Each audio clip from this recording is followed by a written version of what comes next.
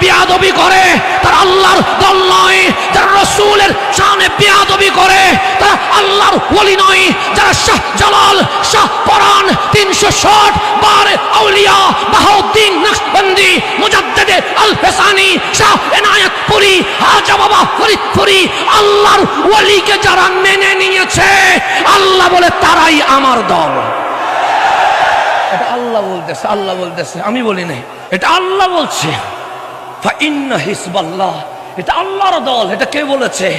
আল্লাহ বলছে। যারা আব্দুল কাদের জিলানীকে মেনে নিয়েছে, যারা খাজা মাইনুদ্দিনকে মেনে নিয়েছে, যারা কুতুবউদ্দিন বখতিয়ার কাকিকে মেনে নিয়েছে, যারা নিজামউদ্দিন আউলিয়াকে মেনে নিয়েছে, যারা ফতেহ আলী ওয়াইসিকে মেনে নিয়েছে, যারা বাহাউদ্দিন নকশবন্দিকে মেনে নিয়েছে, যারা মুজাদ্দিদ আল ফেসানিকে মেনে নিয়েছে, যারা শাহিন শাহ সিরকোটকে মেনে নিয়েছে, যারা খাজা বাবা ফরিদপুরিকে মেনে নিয়েছে, আল্লাহ বলে ফাইন্না হিজবাল্লাহ।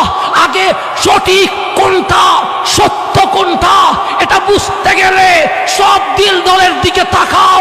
যেই দলে ওলি নাই সেই দলে আল্লাহ নাই, যেই দলে ওলি আছে সেই দলেই আল্লাহ আছে।